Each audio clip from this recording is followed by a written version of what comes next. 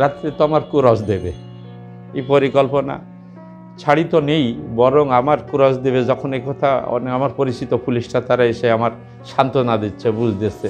রাত্রে টিমও চলে গেছে, কিন্তু যখন শুনেছে যে ওই ফ্যামিলির আর একটা কুরস হয়েছে, তখন কে ওদের ভিতরতে কি হলো বললে যে স্যার এই ফ্যামিলিতে একটা কুরস হয়েছে, আর ওনার তো নিয়ে আসা হলো মিটিং রুমতে।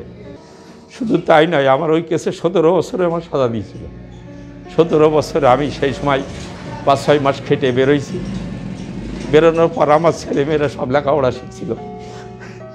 আসলে সে কষ্টের কথা বলার মতো না, এত পরিমাণের আমি ছেলে মেয়েদের লেখাপড়া আল্লাহর কাছেই সাহায্য চেয়েছিলাম যে আল্লাহ তুমি ছাড়া তো আর আমার সাহায্য করার মতো কেউ নেই। সাজা দিয়ে দিলে 17 বছর, কয়েদির পোশাক পরে যখন কেস টেবিলে যেতাম, তখন আমাদের মনে হয়তো সামান্যতম কোনো অপরাধ না করেও আজকে জেলখানায় এত কষ্ট করতে হচ্ছে, এখানে এই কয়েদির পোশাক পরা আমাদের মতো মানুষ, আসলে সে কথাও ভাষা দিয়ে বলার মতো না, এত পরিমাণে কষ্ট পেতাম।